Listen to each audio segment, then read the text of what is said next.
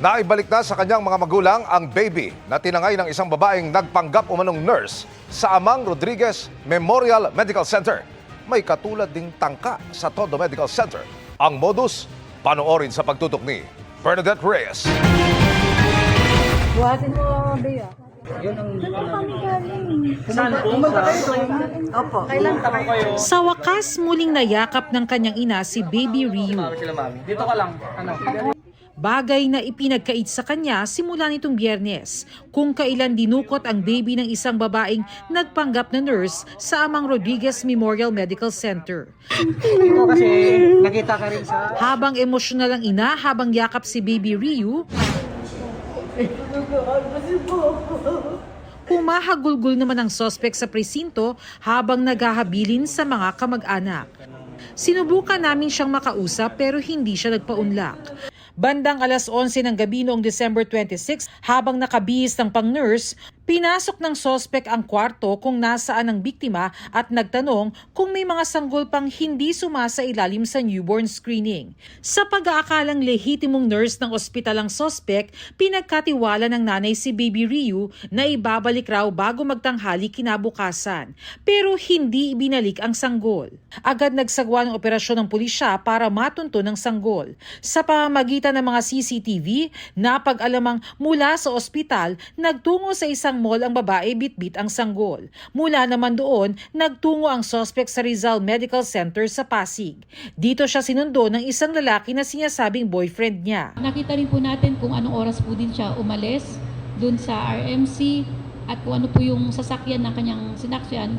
At dun din po natin nakita na mayroon na rin pong susundo po sa kanya na lalaki po. Nagawa po niya yon dahil she's claiming na kakakunan lang po niya at yung accordingly, yung baby po na kanyang dinadala ay nasa hospital pa at ayaw niya pong ma-fail yung mga kamag-anak niya. Kapwa nahaharap sa reklamong kidnapping and failure to return a minor ang suspect at ang boyfriend nito. Pero paglilinaw ng kaanak ng lalaki, hindi nito alam na nakaw ang sanggol. Wala po talaga siyang alam. Kasi ang pagkakaano lang ho talaga na sa kanila yung baby. Pero kahapon na lang namin nalaman lahat. Pinapalabas niya na anak nila yon. So yun yung paniniwala. Yun din ang sinasabi sa amin na anak nila yun. Pero yun pala, hindi pala sa kanila yun. Kasi kung napagkaalaman na hindi naman talaga sa kanila yun, ibabalik ko namin yun. Ayon sa pamunuan ng Amang Rodriguez Memorial Medical Center, sa pinto nitong emergency room, inilabas ng sospek ang sanggol. Kaya naman magpapatupad raw ng mas mahigpit na panuntunan ng ospital para hindi na ito maulit. Nakisabayan siya sa labas sa ER.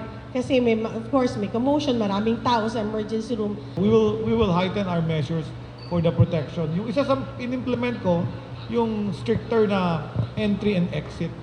Kasi pag enter, pag naka-scrub suit ka, dapat may ID ka. So dapat the security will be asking if they're uniformed as a health worker, dapat may ID ka of that facility. Pangalawa, yung paglabas. Kasi apparently, ang ginawa nito, dumaan siya sa emergency department.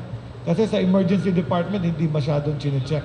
So, hihigpitan din namin ang exit ng mga bata sa emergency department. Kailangan may papeles din. Samantala, isa pang katulad na insidente ang naitala naman sa Tondo Medical Center. I received a call po, December 29, madaling araw po, ng mga past 1 a.m.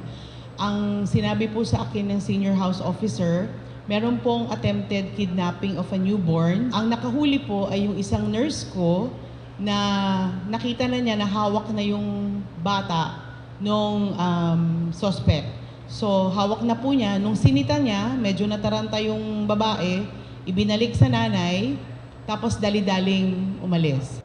Naaresto at nakakulong ngayon ng sospek pero tumanggi rin itong magbigay ng pahayag. Iniutos na ng Department of Health sa mga ospital na maghigpit ng seguridad. All babies have a tag. All patients have a tag. That's why there's a tag. There's a system in place. But in fact, it's a lesson also for us na dapat walang guards down because this thing can happen. Para sa GMA Integrated News, Bernadette Reyes, nakatutok 24 oras.